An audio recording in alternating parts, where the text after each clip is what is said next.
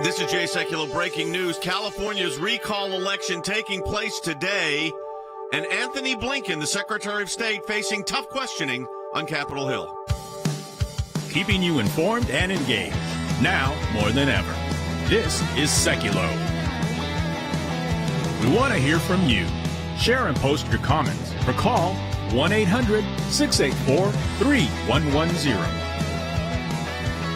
And now your host, Jay Sekulow. Hey everybody, welcome to the broadcast. Well, it is Election Day in California, and in Washington, D.C., Antony Blinken, the Secretary of State, facing really some tough questioning on the whole Afghanistan situation. We're going to have analysis on both of these critical issues. Let's first go to the California recall election. So, and by the way, those of you in California, give us a call at 800-684-3110. We sure love to hear from you and your thoughts on this. We're on a lot of stations out in California, really throughout the entire state. But what happens in California, so everybody understands, is if you get 50 plus 1 recall, Gavin Newsom's off the – he will not be recalled. He would not be the governor, and he's not a candidate. So then it is whoever gets the highest percentage becomes the governor. Now, Logan, you've been following this pretty carefully. I know Rick Grenell was on late last week. He's going to be on again today. What's the latest you're hearing from your friends out there? There's a lot of good and maybe not so good things that are come out of this recall election. But the good part is we can say, as Rick will, I'm sure, reiterate later in the show, is the good that comes from this is you had millions of people who have been activated who have since never been activated in California. Conservatives who never thought to vote, who thought that their vote was wasted in these elections. So thankfully you have that. A lot of people motivated. The fact that even got to a recall vote is a win to begin with. It's pretty wild to even get to this point. Yeah, you had to get, I think it was 1.4 million signatures on a petition. Then the process has to be verified. It was. Then what happens in California is they have the vote, which is obviously today. And like I said, the way it works in California, if 50% plus one person has a recall, Gavin Newsom is done. In other words, he's not still on the ballot. Yeah, it's the first question. Two questions. Do you recall Gavin Newsom? The answer is yes. If there's not, then it goes to the second question, which is who should replace him. And in the second question on who should replace him, Gavin Newsom is not on the list of people to replace him. Right. Are there any Democrats on that list? I think there are. I think there are a few.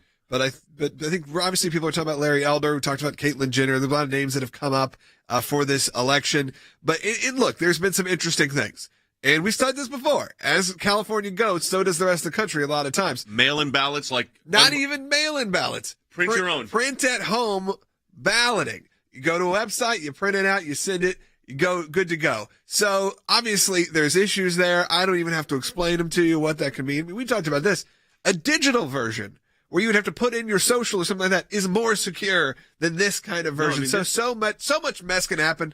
My expectations aren't super high. I'd love to be pleasantly surprised. Yes, but it's interesting that they've gone to, and I hope the rest of the nation doesn't do what California did, which is basically, no security, no double checks. You print the ballot at home. Print 5 at home. Right. Give it to your closest 5 friends. Fill it out for them. And what do? Scan it back in? I guess you do. You just send it back in the mail. That's the problem. There's no voter integrity assured in the process, and that's the thing that the Georgia law that was enacted that's being challenged by the Justice Department tried to do is to ensure voter integrity. But who's to say you can't print out a half a dozen or a dozen ballots and simply send them in? I mean, that's the idea of one vote, one person, one vote just doesn't exist anymore. It is voter fraud. So actually in second place right now, according to the polls, which is 27 points behind Larry Elder, is YouTube star Kevin Pafarth. Is that how you say that? I can't see. It's really small print today. Who's a 29-year-old Democrat. So there is a Democrat up there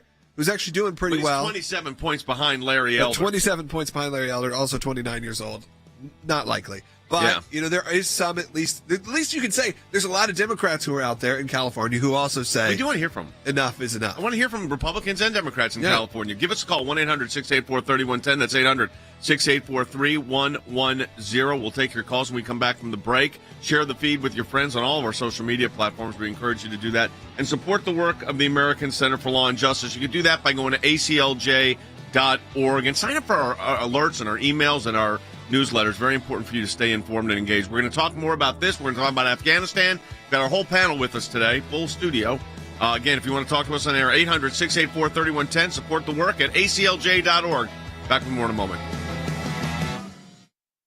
Secretary Blinken insisted today the U.S. withdrawal from Afghanistan was an extraordinary success. During the testimony, Blinken pushed the blame on the Trump administration again. At any time, did the Biden administration consider whether to renegotiate the deal with the Taliban? It was going to hold us to the deadline that the previous administration negotiated in terms of withdrawing the remaining American forces. They inherited a deadline negotiated with conditions-based negotiations, as pointed out by some of the Republicans, of May 1st. But then they renegotiated that deal to make it September 11th. They renegotiated it, but they didn't, in the interim, come up with a plan about how to get Americans and other people out by that date. Members of this administration, will say that the buck stops there. They take responsibility after they blame everybody else for what happened. How meticulous was the planning for the Trump administration declared May 1st withdrawal? We inherited a deadline. We did not inherit a plan. No plan at all. It's amazing that it wasn't much worse. When President Trump left office, Americans were not dying. We were providing air support to hold the Taliban in check in every position so they were not gaining ground. We had air supremacy, and that gave the Afghan troops the edge that they would have needed to hold this country indefinitely. This issue in Afghanistan is all President Biden's issue. It is not President Trump's issue at all. They had all the choices to make. They didn't have to establish 31 August as a date certain. They could have established conditions for the withdrawal. Certainly, they did not want the Taliban to take over Afghanistan. Obviously, they didn't want that to happen. So why didn't you put in place conditions that would govern your withdrawal to prevent that reality from happening?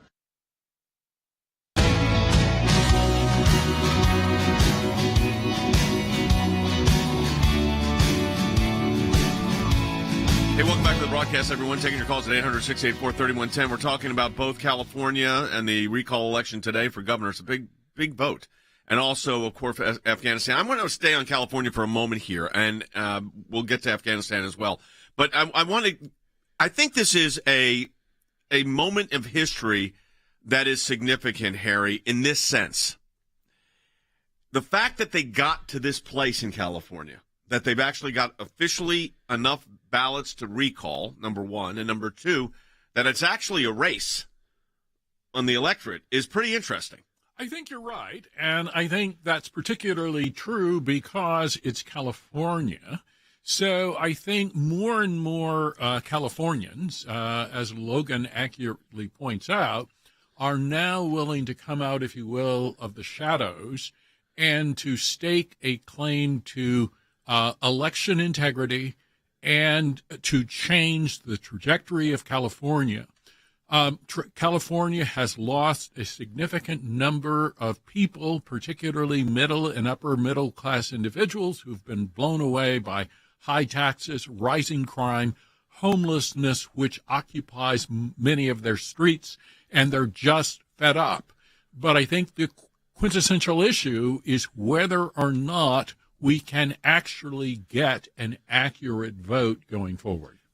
Wes, I'm sure you've got friends in California. I have friends in California. I've heard from Democrats that are, really upset with the trajectory of the state right now. Oh, yeah, that's why there's such an exodus, people going to Texas, Florida, Tennessee, other places. California's in a tough place. Gavin Newsom has not helped because his response to the issues that Harry just mentioned has been so weak and anemic, and his duplicity during the whole COVID thing, being seen at the French Laundry without a mask and those kind. He closed schools in California, but meanwhile, his own children went to private schools. So he has actually exacerbated the problems that were there when he became governor. They're much worse now that he has served as governor, and it's a tough place to be, which is why people are leaving. Than, is anyone in Washington, I mean, I know we've got the Afghan hearings going on with Secretary Blinken right now, but what's the sense on this California? I'm going to take a call in a moment. We're going to cover Afghanistan too. What's the sense of things regarding California? Folks are definitely following it, Jay. They're following it for the reason that you just discussed with Logan. The fact that it's just even close enough in California that it's on people's radar is going to be significant for other races. I mean, I actually talked to a couple of friends in California today, and Jay, most of them thought that the governor was going to hang on, but every single one of them said, look, the idea that we're not sure is pretty staggering for this state. And I would just tell you, I think it's a good thing for California voters, much along the lines of what Logan said. They're tuned in. And Jay, things like the tax burden and the restrictions on freedom, those things are making people stand up and take notice and participate in the process. I think that's universally a good thing. Logan, let me ask you this question. You said the major networks are covering this like it's a national election. I mean, I don't think Fox right now is advertising it, but I know that CNN and MSNBC are advertising it in the corner tonight, starting at 10 p.m. Eastern, coverage of the Gavin Newsom recall vote, which, may lead you to believe which way that they think it may go.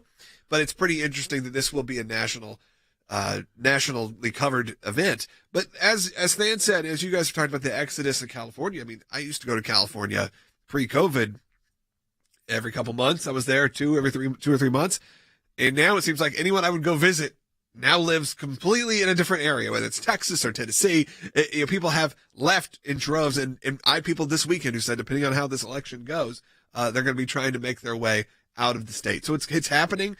Like you said, for the tax burden or for other reasons, it's happening. And let's just, you want to go to the phones? Yeah, let's take some calls. We do a few. I know a lot of you. We're on a lot of stations in California. Yeah, I mean, we said before, California is our biggest area when it comes to support of the ACLJ. I think it's our number one market, actually, would be Southern California. Which is unbelievable. Which is wild to think about, but it's just so many, it's so many people. No, it is. I mean, it's an insane We've got a lot of people. support in California. We always have. Yep. Since the beginning. Yeah, TBN country. TBN Yeah. right? All right, let's go to Tom and calling California on line one. Tom. Hey, Tom. You're on the air. Hey, thanks for all your work, guys. You guys are incredible. We appreciate everything you do, especially for California. We seem to be forgotten, especially in Northern California, where we're still on fire, almost 1 million acres on the I know. It's horrible.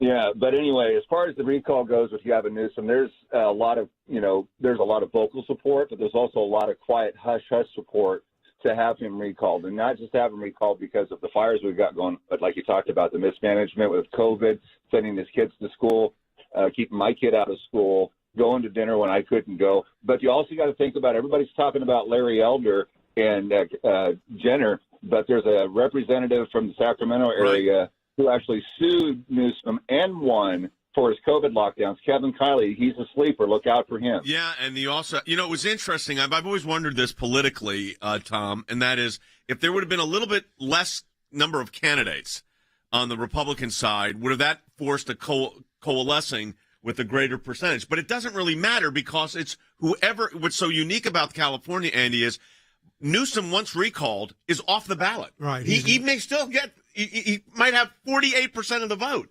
but he's but 52% said he should go, and then the winner may only have 27. Right. It doesn't matter. Whoever gets the highest vote on that list of 27 or 30 people, whoever it is, that are seeking to replace him, whoever gets the highest vote becomes the governor of the state, and it's simply a matter of tallying up the votes. So Newsom, once recalled, if the vote says get rid of him, then whoever it is becomes the governor of California. Doesn't have to have a majority, just has a plurality of the vote. No, this is what's so. What are your friends saying, who you're probably talking to as we speak, in California? I mean, because this is a very unique situation.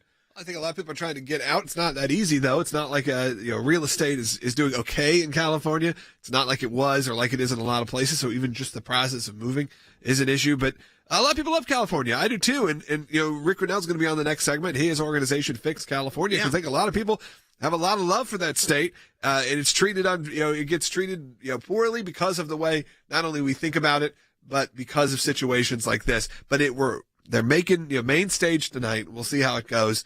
Either way, as I said, I think it's a move forward for the state. Harry, let me ask you this question: If we know that there was enough votes to have the recall election, so that was significant. If, in fact, the upset happens and a Republican ends up becoming the governor of California, I mean, think about that for a moment. What is the message there? Well, first, it would be a political earthquake. Yeah. Of massive proportions, and it would have huge implications in Washington, D.C., because that move would mean that California is no longer safe for all Democrats going forward.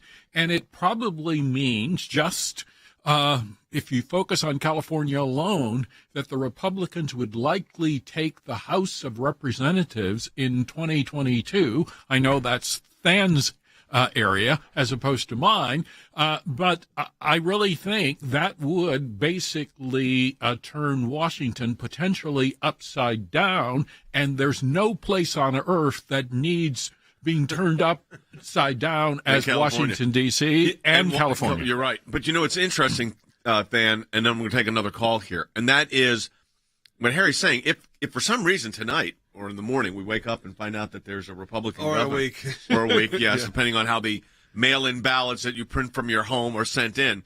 But assuming all of that, and if there was, in fact, a Republican winning the governorship of California, what does that say to the House and Senate? Oh, look, if this is the state of play in a statewide election in the state of California, think about, first of all, two things, Jay. Think about the purple states like New Hampshire or Nevada or Georgia or Arizona, all of which Democrats are defending in the next election. It means a Republican Senate. And then secondarily, Jay, think about the dozens and dozens and dozens of competitive House districts. Republicans only need to flip about 3 or 4, depending on how the few vacancies get filled. Jay, if it's this close in California, if that political dynamic holds through the midterm, you're talking about a Republican Senate and a Republican House. All right, we will take a quick call. Yeah. Let's go to Lisa, also in California. Lisa, you're on the air, line 4. You're on. Hello? Yes, you're on. Sorry about that. Oh, hi. Go ahead. Thank you for taking my call, and thank you for all that you do. Sure. I went to vote in person, and they said I'd have to use a touch screen, so I was forced to use my mail-in ballot there and drop it in the box.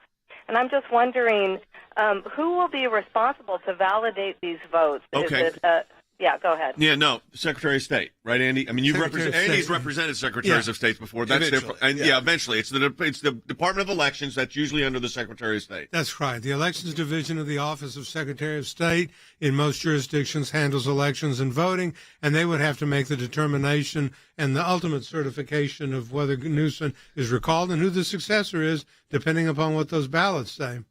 Yeah, absolutely. Look, we only got a minute left. When we get back, Rick Grenell's going to be joining us. I'm sure we'll be talking about California. We'll be talking about also Secretary Blinken right now being grilled by GOP senators. We got some bites from that. Also, we're going to talk about a new documentary series that we're going to be launching very soon. We even have some clips from that about Afghanistan. And we're going to have a whole bunch more coming up. We're going to keep the conversation going in California. Again, if you have a phone call, 1-800-684-3110. We'd love to hear from you if you're in California or if you have a question about this election. Or we're going to, again, move into what's happening in Washington right now. So if you'd like to chime in on that, you can. Yeah, and we also appreciate the support of the work of your support for the ACLJ. We, in Afghanistan, we've already got out that Freedom of Information Act request. We're going to be in court. We know on that. That's going to be a have to. We'll take your calls when we come back at 800-684-3110, as Logan said, especially in California, 800-684-3110, aclj.org to stay updated and engaged on all our social media platforms as well. Back with more in a moment. In my time in service, both as the CIA director and the Secretary of State, I watched the good work that the ACLJ was doing here in the States and all across the world. The ACLJ's work at the UN, overseas with the European Court of Justice, is incredibly important. We have on our team lawyers, non-lawyers as well, that are policy experts. They're all engaged in foreign policy issues. We have been focused on protecting the nation state of Israel, particularly before the United Nations. We don't shy away from the battles that are going on at the UN and just complain about them. We actually try to go in and do something positive and actually affect change. The risk of an incomplete or unsolid relationship between the United States of America and Israel is real. Israel is very important to the ACLJ, and we will always fight for Israel's rights. We had a series of cases at the European Court of Human Rights, primarily dealing with religious liberty. And as Secretary of State, I saw this too. Nations that had more religious freedom were on firmer footing. They had better democracies.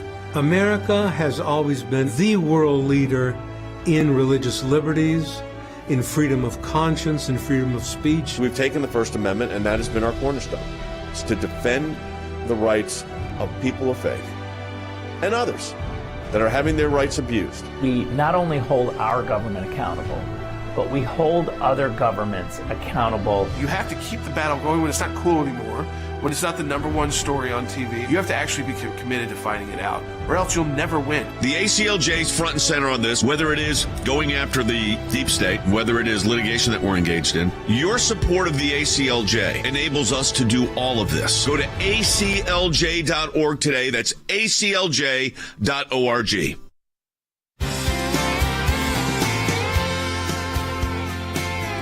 Welcome back to Sekulow. We are taking your phone calls at 1-800-684-3110. Rick Grenell will be joining us here in just a second. Let's go ahead and take one quick phone call about the California recall. Let's go to Fernando in California, and then we'll get to Rick. Fernando, you're on the air. Hey, Fernando. Thank you guys for taking my call. Sure. And thank you for what you guys do. I had to do a mail-in vote as well, and I really question the integrity of our vote, Sure. Yeah, for sure, Fernando. A lot of people are asking that question about the integrity of the voting, what's going on in California. And I couldn't think of a better person to have on with us than Rick Grenell, who's on right now. Yeah, so I'll let Fernando finish his question, and then we'll let Rick respond. Go ahead, Fernando. I believe a lot of conservatives. I speak for myself that the integrity speaks of high values when it comes to our vote. Yep. Well, Rick, so the first call off the block here is voter integrity. The fact is, number one, at least the recall has happened. So, I mean, it was certified that it was happening, the vote's happening today. How do you see things right now? I was watching you last night on our friend Sean Antiny's broadcast. I mean, where do you see things, Rick? Look, I'm so thankful for the 2 million people that got together and signed the petition to put this to a recall vote. We've got Gavin on the run.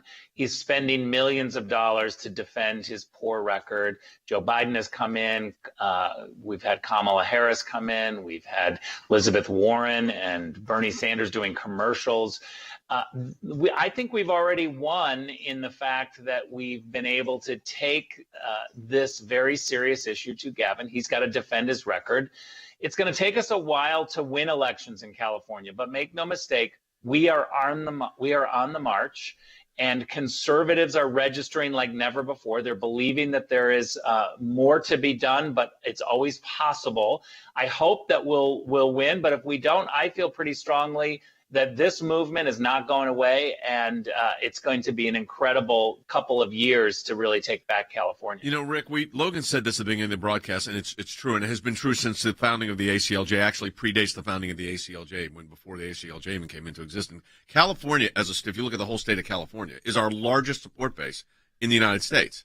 Southern California in particular, but we've got a lot of support in Northern California too, and have for, I'm talking about 35 or 40 years. Yeah, absolutely. Still, if you look at our numbers, if you look at the people who watch and people are commenting, obviously we had a full bank of calls. We took 6 phone calls already, and that's a full bank for us of calls, all from California, because it's engaged. Obviously, we're on right now, and we're on live. We're on in morning drive for a lot of people. We become part of people's daily routine in Southern California. It's always been a big state like I said, we go there. I love California. It's great, but it's also, you're probably recognized there more than anywhere. We go to dinner, you have people coming up to you and talking to you, and that doesn't necessarily happen everywhere in the country. No. California has this large conservative base that I think people are, and Christian base, that people largely forget about. So are they activate you, Rick? The key with voters, and you know this, I know this, we've both been doing this a long time, is it's one thing to be a Christian, conservative, Republican. Then getting them to the polls is a different. Same thing for Democrats. You can be a liberal Democrat, a Christian Democrat, whatever you want to be, but it's getting people to the polls. Are people getting to the polls or mailing in? Yeah, I think they are. Look, I have this organization called Fix California. You can go to fixcalifornia.com and sign up. What we have found are 1.3 million conservatives in California that were unregistered. Now, think about that. I think that it makes sense over the last several years. 1.3 million.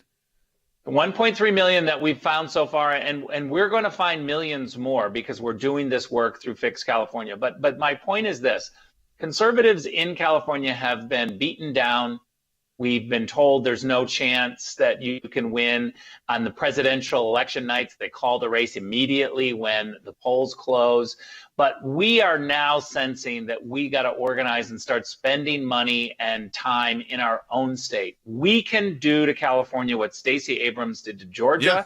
It's going to take us a while. And this recall is super encouraging that we have a shot, that we've scared Gavin Newsom no matter what happens. 2 million people got together and put a recall vote to the vote of the people. I think that's a win in and of itself. Yeah, it's interesting because Stacey Abrams, people will knock her. I will tell you something. You got to say, an incredible political organizer. I mean, she's an incredible political organizer. Look about that. Yeah, look what she did. Now, Harry Hutchison, you said if there is a Republican elected in the next 24, 48 hours, it's an earthquake. I think that's right, and I think it would be a result of some of the efforts that Rick has engaged in.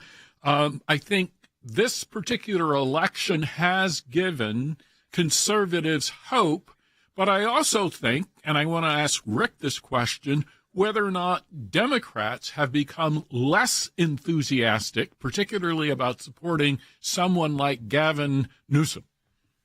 Harry, that's such a great question, and it really gets at the heart of what's happening.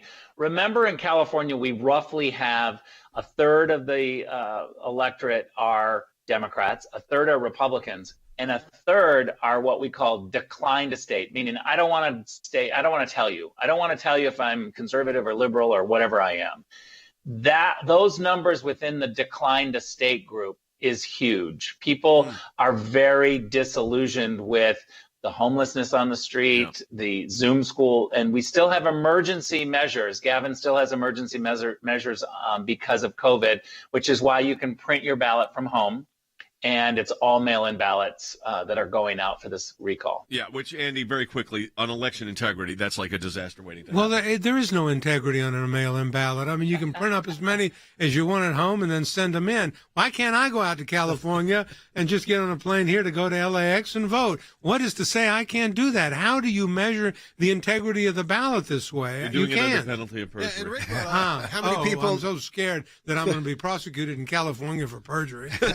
Rick, you brought up, though, last week that plenty of people were also receiving ballots, just like maybe last time, receiving ballots who maybe were never even residents of California, just people that were there for a couple months or had something to do with California years ago, decades ago. Look, the residency requirements are being violated. California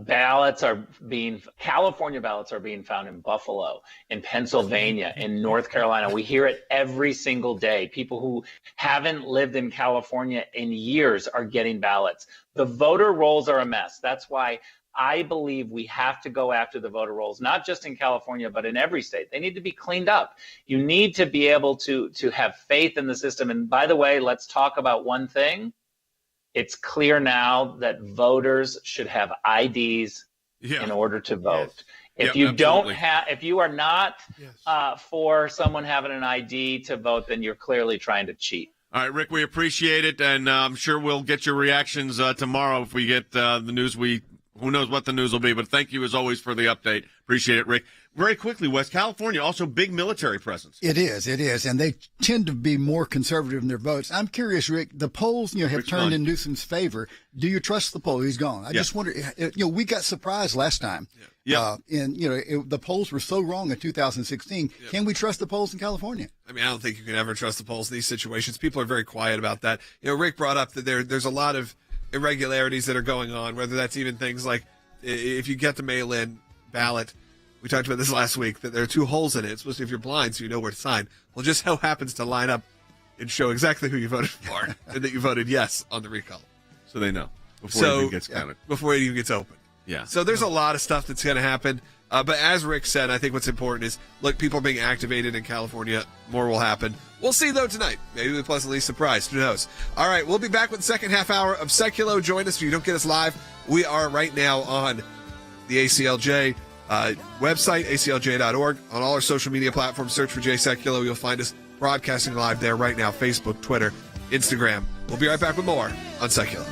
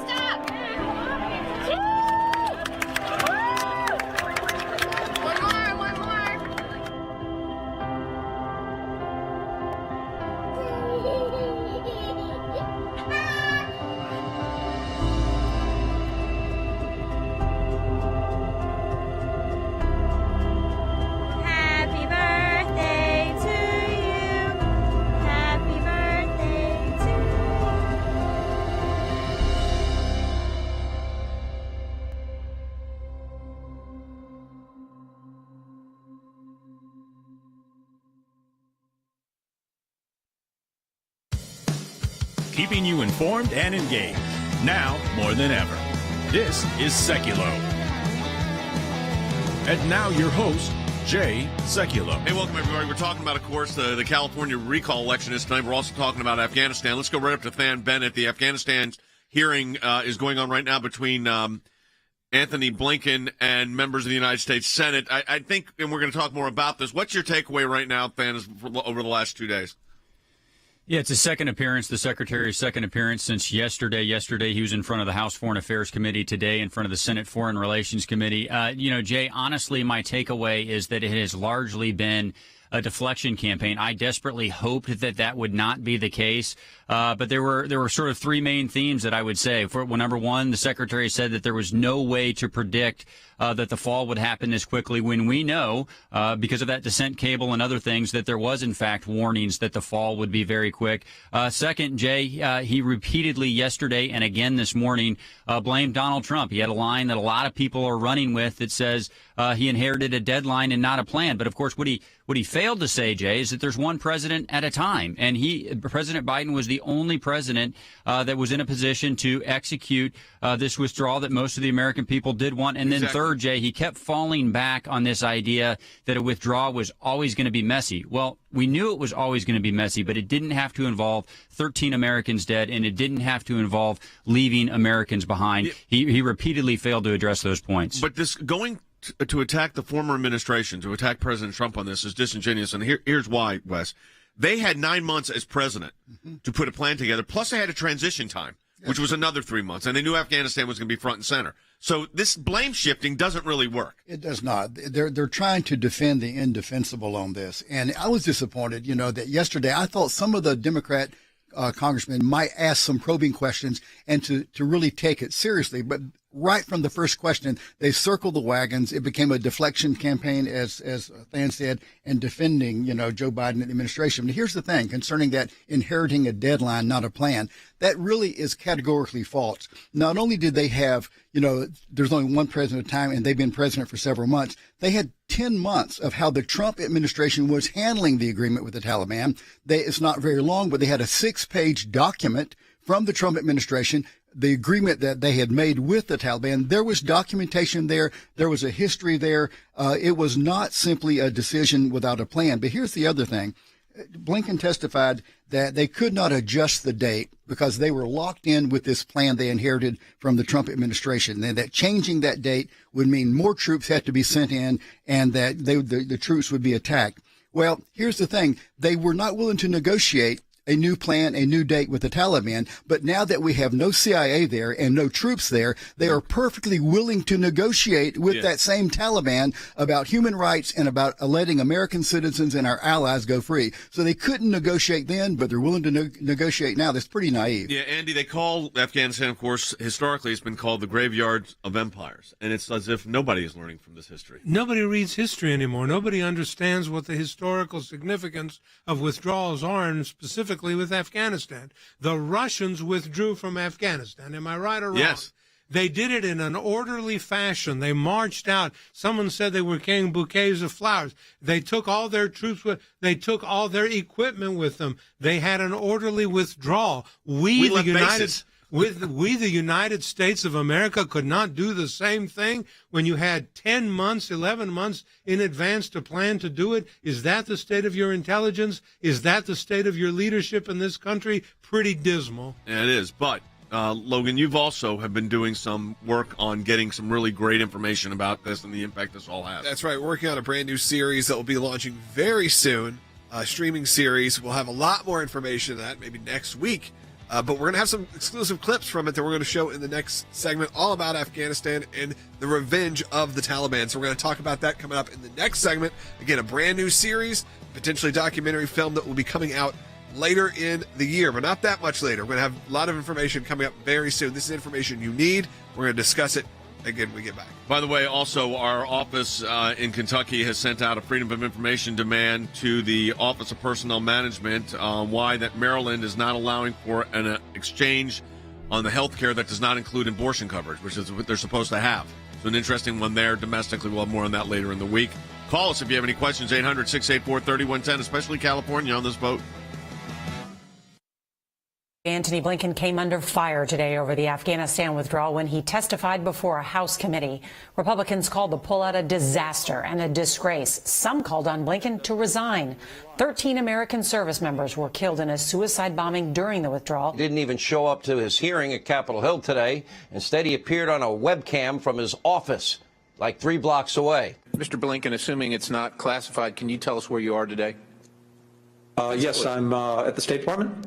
Oh, couldn't be bothered to come down here and see Congress. All right, that's great. Still describing this retreat from Afghanistan as a heroic success, just doesn't square with what the American people in the world saw. Are you negotiating with the Taliban on the issue of legitimizing them as a real government? Not only us, but virtually the entire international community, including in a United Nations Security Council resolution, has made clear what we expect and will insist on from the Taliban if they want to seek any legitimacy or any support. He expects the terrorists and the Taliban, the professional and businesslike Taliban, to uphold their commitments on counterterrorism and respect the basic rights of women and girls. What is the number of Americans who are in Afghanistan as of the last update you received? About 100 American citizens in contact with us who seek to leave Afghanistan. Well, it's been roughly 100 for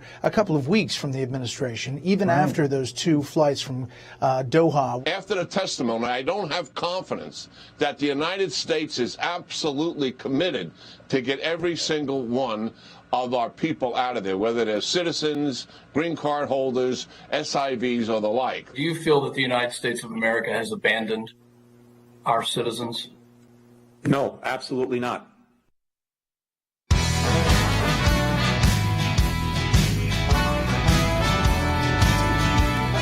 Welcome back to Sekulow. We are going to play some clips from a brand new series that I've been working on. Originally, it started as a documentary film, and it may end up that way. But this content was so engaging and so interesting in regards to what's been happening in Afghanistan that I thought you all need to see the full-length interviews that we've done with people like Colonel Wes Smith, like Mike Pompeo, Rick Grenell, Senator Langford I did yesterday. We have, obviously my dad, my brother will be on. So many great guests. And one I want to start with, I want to show you a clip from just a short clip, few minutes of these extended interviews. Most of them were half hour plus with some of these great guests. And again, just as a teaser, because we will have these available to you very soon and how you'll be able to get them. Again, our discussion was in real time. I wanted to capture people's real time views on how they were feeling about what was going on in Afghanistan. Let's start with Mike Waltz. Michael Waltz, he was the first Green Beret to serve in Congress. All right, serve in Congress, and a guy who also led the Bo Bergdahl mission, and it definitely has a very distinct, very interesting point of view. And we had a great time talking and getting about it. So let's start with there. Start with a clip from this. Again, a new series coming out, The Revenge of the Taliban, that will be available very soon. So keep your eyes out. You brought up that you were leading the team in the search for Bo Bergdahl, which I think a lot of people forget about a lot of these big moments that have happened over the last 20 years. But what you're saying is very clear that that's a moment we all kind of looked back at, and you were there. What was that like as someone serving, knowing there were already these kind of massive, you don't want to say missteps, but misguided moments that were happening on the war on terror? We're not talking about just a month ago now or 2 weeks ago. You're talking about a decade plus ago at this point. What was that like as someone firsthand having to deal with that? I can't imagine. Yeah, it was 2009, the day I took command of the border region, the special operations in the border region. Bergdahl deserted. So, not only have I been on the ground, but I've worked this from the White House. I was Vice President Cheney's counterterrorism advisor, worked it out in the Pentagon. And as a reservist, I was mobilized. I was literally leaving the White House and going out and thought, I've got the strategy and now we're going to execute it. And that all the chessboard just got kicked over by one soldier, because we devoted everything to find him, because we knew he'd be such a propaganda victory for the other side. We also knew at the time that he had stacked up his gear, left his weapon behind, sent emails denouncing America to his father, and deserted, and some even would argue defected, and was actively working with the Taliban until they turned on him. So we knew all of that, but yet we stopped at everything. Why? To go get him. Why? Because we don't leave an American behind, even a deserter. And obviously we didn't get him, but to fast forward and then see him being celebrated as a hero in the Rose Garden, to see Susan Rice pounding the table that he served with honor and distinction, was just a slap in the face then.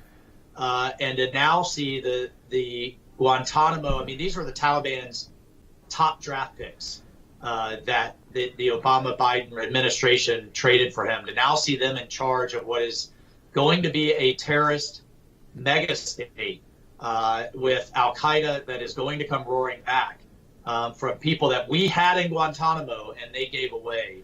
It's a slap in the face. It's a slap in the face to every veteran who suffered and gave blood and treasure to put people like that away. So that's just a short clip of a very extensive interview with Congressman Waltz that we get into. Again, first Green Beret ever to serve, and a really interesting guy. It was a great conversation. We have that 7, 8, 10 times. We're still doing interviews every day practically. Release this as a series and then ultimately a documentary at the end of the year. Ultimately a documentary later in the year, just a shortened version. But honestly, as we started these interviews, it started with Colonel Smith. I did it first interview and said, man, this can't just be cut down to 80 minutes, 90 minutes. People need to see all these firsthand accounts from different perspectives, wildly different perspectives. Yeah.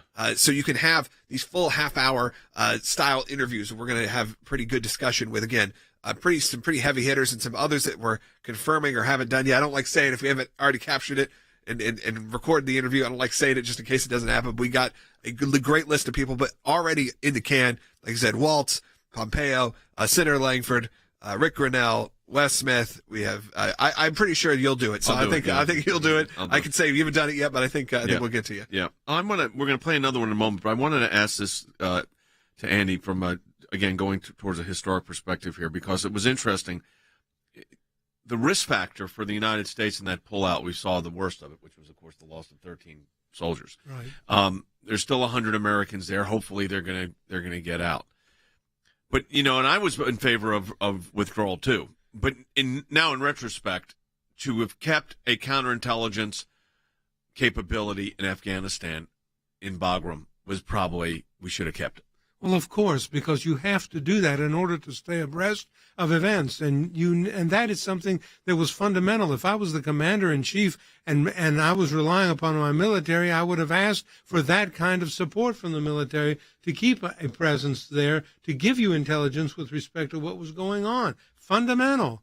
But now, Wes, a lot of and including us. We were all a lot of people were in favor of getting out completely. In retrospect, it doesn't look so good. Right. But the counterintelligence capabilities have now been diminished significantly. We are totally flying in the dark in Afghanistan. We don't have an embassy. We closed all of our CIA outposts, and we don't even have the 600 troops that were guarding the embassy. And traditionally, you can have some of those troops doing counterterrorism. Actually, they do counterterrorism. Right. But it's a dark situation.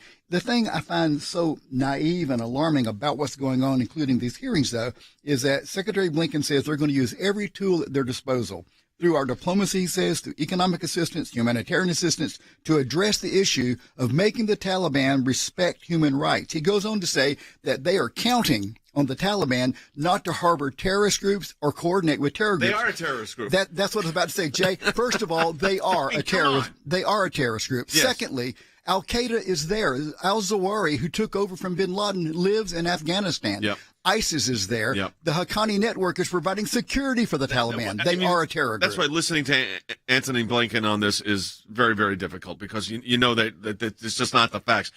Next segment, we're going to get back into the California thing a little bit too. 1-800-684-3110. If you're in California on the recall, we want to talk to you about that. 800-684-3110. Logan, let's play another bite of what's... a lot of people have blamed the Trump administration for this and asked specifically Mike Pompeo. There you go. His response. Let's hear from Mike Pompeo. Former for the Secretary of State. series. You talked about working with everybody, including the Taliban.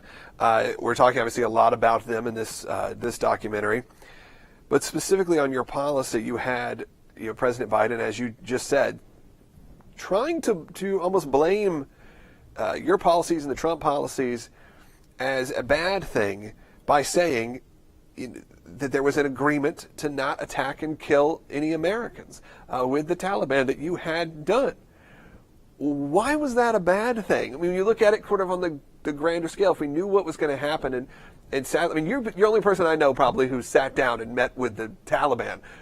But when you look at it like that, and it's positioned this way to the American people, well, don't you think people are going to go, well, then clearly when now there's multiple people dead, multiple servicemen, plus obviously hundreds of Afghan people, but you had that time of relative peace. Why do you think, and how can they even make that into an argument that this was a bad plan when, like you said, there was months and months and months without any bloodshed? I don't understand. I can't make the case for them any better than they did. Their attempt at blame shifting has been pretty feeble, frankly, and a missed focus too. They should be focused on the things that matter while there's still a real challenge going on, instead of trying to rewrite history in the moment. I don't want to rewrite history. I just want people to reflect on the work that we did. We not only had a set of agreements with the Taliban and the Afghan government, but we had a deterrence model that was established. We had set out a set of red lines for the Taliban. We said if you do X, Y, or Z, there'll be real costs to pay. In a couple of cases they did, or they got close to doing that, and we did. We rained American power on them. The reason that we weren't attacked might well be the grace of God, but it is also most certainly the case that they feared that America was going to bring all of its wrath on them if they did. And I think once President Biden made the call and said, we're out, here's the date certain, forced the military to close Bagram by not providing the resources to keep it open. I think those things signaled, combined with when they were pushed on, when the Taliban pushed against the Biden administration, they withdrew, and instead of what we did when they pushed on us, we just crushed them. Yeah. I think those were the things that sort of flipped the script and created the chaotic situation that we have today. That's why I'm convinced that the model that we had for 4 years was a sustainable model that was going to ultimately deliver the ultimate outcome that the president had told the American people he would have achieved. And we could have done so in a way that would have delivered a much better outcome for the United States of America. Hey, by the way, you did a great job on this, Logan. And the guests that we have are not guests, or some of our colleagues are tremendous. They have tremendous insight. There's the former director of the Secretary of State and the director of the Central Intelligence Agency. You have Rick Grenell on there as well, former director of National Intelligence. So this is a great project that Logan and the team are working on. We look forward to that. All right, last segment, we're going to go to back to California. Yeah, back to California. We'll discuss this. If you want to get on the air, or if you have a question or comment on Afghanistan, give us a call, 1-800-684-3110, 1-800-684-3110. Yeah, we'd love to shift back to California. When it comes to that piece, and a lot of people are asking, when are we going to be able to see this? Revenge of the Taliban is the new series. It will be available very soon. I believe next week we'll have more information on when it's coming. But it's coming within the month or so. You'll be able to stream and rent that as well. We'll be right back with more on Secular.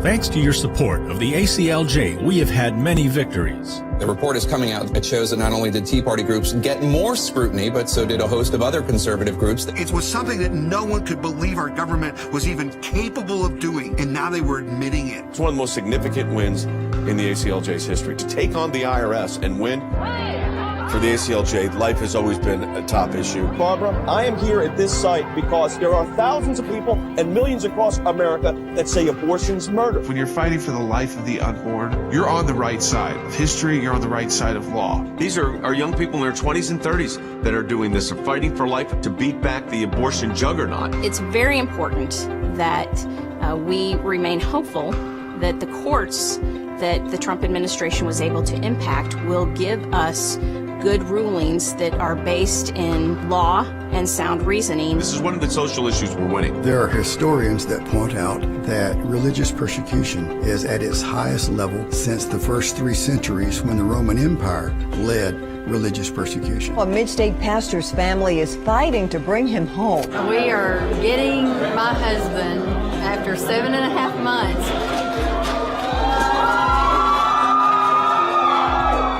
Turkey should not get away with holding my father one more day. When Brunson was finally released, who meets him at the airport at 2:30 in the morning? Rick Grenell. I saw Pastor Brunson walk down the stairs of the plane. I was filled with emotion. I told him that we were praying for him. The American people never forgot about him. I'm thankful, I'm grateful, and actually I'm astounded. We need your help as we continue this work here in the United States and around the world.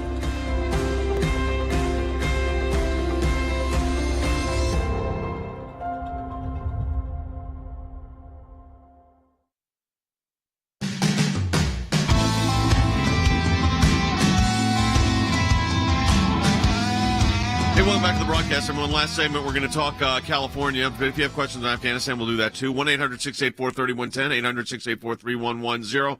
Especially if you're in California, we'd love to hear from you. Go ahead, Logan. Who do we have first? Yeah, let's go to Jamie in California on line 1. Jamie, thanks for calling. Go ahead. Hi, thank you so much for taking my call. So my question is this. Obviously, I'm in California, and we have something here called ballot trucks. I don't know if that's all across the country. Nope. But for the presidential election, I signed up for that, and when they received my ballot, I got notification that they had received my ballot. So I'm a Republican, and I sent my ballot in over a week ago. Now here we're at Election Day, and I haven't got notification I received my ballot, and I'm really concerned about voter fraud. Yeah, sure. We're hearing, people are finding ballots in the trash and in trunks of cars, and so I guess basically my question is, what's our recall if we don't know that our ballot was received? I think we figure out what the legal recall could be on that, because the situation at hand, I think a lot of people also have nerves in this, which is if they didn't get that receipt, which I know a lot of people, I have a lot of friends in California, a lot of them got their receipt. And then let's say she's like, okay, well, then I'm going to go vote. But then it could get caught, and then all of a sudden you're committing voter fraud. Yeah. No, you don't want to do it. That's the problem with the mail-in system. Yeah, I mean, Andy, if here Jamie sent in her ballot, she has not gotten a notification of receipt or processing. Therefore, if she were to show up and vote, and then they find it, are they going to say, she voted twice? She voted twice. Yeah, I can see the conundrum that she's in because she hasn't received notification that her ballot has been counted yet. She tries to do it again, and they come and slap her with some kind of voter fraud. This is the problem. This is the problem with these mail-in ballots. This is the problem with printing your ballots at home. What happened to the old-fashioned way of showing up on the election day and voting? What happened with the idea of an absentee ballot which you sign and certify before a notary? What happened to voter integrity? Yeah. It's gone. And absentee voting, as we know, historically, has never been usually enough of a number to mean anything. So sometimes they don't even get requirements to be an absentee. I voted absentee when I was a couple times in Washington a lot, but residing in Georgia. So, Fan, I know it's not front and center right now, the whole election integrity issue, but it's going to be front and center tonight in California. Yeah, no question. And I would say a couple of things, Jay. First of all, if you're concerned about the elections in California, you ought to be concerned about H.R. 1 and S.R. 1, the For the People Act, which is essentially an effort to move what's happening in California and a lot of other states, quite frankly, to Washington, D.C. and let them establish those standards across the nation. That's number one. Number two, one thing I would add to the callers who have called worried about their vote counting. I certainly understand the fear, and I would encourage them to follow up on their ballots, take personal ownership of it. But, Jay, I do think it's important to learn the lesson from Georgia, too, where a lot of people were concerned that their vote wasn't going to count, and so they simply didn't vote. If that's the recourse that you take, Jay, it doesn't take fraud to invalidate your vote. So you got to go cast your ballot, and then you got to do everything you can to make sure that it's counted. Wes? It should be, and it's almost a cliche now, but it should be easy to vote and hard to cheat. And rules like they have in California, and as Stan said, like they want to bring to all of America in our national elections, makes it actually easy to cheat. Voter integrity is the paramount issue in elections. It's why we send observers to other countries when we suspect fraud and cheating. And yet these kinds of laws actually encourage fraud and cheating in America. It's unbelievable. I think much like immigration policy, there may need to be reform in general. Yeah. It's not like we're calling for it has to go back to how it always was. It needs to only be paper. There are ways to digitally secure a lot of this, make it more simple. There are ways that this can happen that would be more secure. Even online. Yes. More secure than you sending in a paper ballot you print out yourself. I mean, obviously, you think about all the things you do. Apply for credit. Do all the different things you have to do online to certify you are who you are. All of the ridiculous questions you have to answer and all the things you do to certify. That is a much more secure process. It's harder to buy tickets to a concert on Ticketmaster. You got to click how many of these are bicycles in a button. That's harder than it is to print out one of these ballots and send it in. It's true, but here's the situation. I mean, Georgia passed a bill, legislation, that closed some ridiculous loopholes. And that was you could have anybody could go pick up ballots for everybody and bring them in, the ballot harvesting. And then you said, Andy, they had drop-off boxes that were like unmanned and just anywhere. Yeah, they had them along Ponce de Leon Avenue in Atlanta, if you know where that is, where you used to buy a newspaper, you put a newspaper in, you put a quarter in, it was on the honor system. Yeah. Well, they had a box next to it that looked like a paper bag, and you just drop your ballot in there. It was old Blockbuster return. There was no one watching it, there was no one looking at it, It was just put, and this was an official ballot box, and whatever papers were put in there were counted. That is not voter integrity. Harder to donate to Goodwill than it is. I mean, It is. Yes. It's true. I mean, this is the problem. Sends you away. So they do. I've been turned down multiple times. Like, we're not taking this. So California, the interesting thing here is that if California then were to, if the earthquake then, I hate using the word earthquake with California because they've had plenty of problems there, but if this political, like if Charlton Heston, I feel that's what it feels like. Yeah. If this political change happens in California, what's going to be the reaction of Joe Biden, who went out there and put his integrity and his political capital on the line here? I mean, it's an uphill battle for a Republican to win, but what happens? Well, it tells you something that the sitting president of the United States felt like he had the need to go to California in a statewide election, right? That's number one. Number two, Jay, I mean, it doesn't even take Governor Newsom being recalled for that earthquake that you're talking about to happen. I mean, if this is even anywhere close, quite frankly, in a statewide California election, I will tell you the first 4 states that are going to take notice: Nevada, New Hampshire, Arizona, and Georgia. Why do I list those 4 states? Those are 4 states that Democrats absolutely have to hang on to control the United States Senate. And Jay, if a statewide election in California is close, guess who's going to lose all 4 of those elections? It would be Senate Democrats. So it's interesting here to me, and I don't know how this plays out, but, I guess as they're broadcasting this tonight, they're first going to be looking at question 1. Is Gavin do they Newsom even go to question 2 if question 1? That's the question. No, he's either in or out. But if are they going to be reporting on who has the most at the same time as that? I don't think so. I don't even think they answer that. I think they have to report on would there be a recall. I don't know if it gets counted who would theoretically win or reported. I don't know if it gets reported. We'll see. That'll be interesting and I wonder, are they going to be able to look, I guess, by location in California, who's voting what, to see if there's a vote for recall? What was the latest numbers with 53-47? That's right. That is, I mean, that's got to be close to the margin of error. Oh, it is. Yes, I mean, if it comes now, the question is who's motivated to vote here, and that'll be a fascinating aspect of it. But conservatives seem to be pretty motivated. I think they're motivated. There's a lot of people, but as you said, they've kind of brought out everybody, whether it's Joe Biden or Kamala Harris or big name celebrities have come out to do this. And if they're doing that, they're scared. That doesn't mean necessarily that those efforts don't work. A lot of times they do. They wouldn't do it if they didn't. So having someone like President Biden out there, I'm sure now activates a group of people who may not even be that aware of voting in this entire recall election, may be confused. A lot of people get confused and they don't do it. We'll see tonight. Coverage begins at 10 p.m. Eastern, I think. So, if you want to stay up late. 9 p.m. Central. 9 p.m. Central, yeah. Yeah, it's not that bad. But likely this won't be something that you'll have an answer for tonight. But it's going to be, it'll be fascinating to see. I bet the recall numbers come back in pretty quick, whether you get to the recall. See that? Could you mail in today? I mean, I guess you can. Yeah, so that's the question. But Until 8 p.m. Tonight. So it's a mess. It's going to be a mess. We'll see. All right, folks, that's going to do it for the broadcast today. More tomorrow. We see if we have any California reports. Afghanistan, we're going to talk about a pro-life case we've got. But obviously, all this work that we're doing on election integrity or overseas, internationally, at the UN, wherever it might be, your support of the ACLJ makes a huge difference.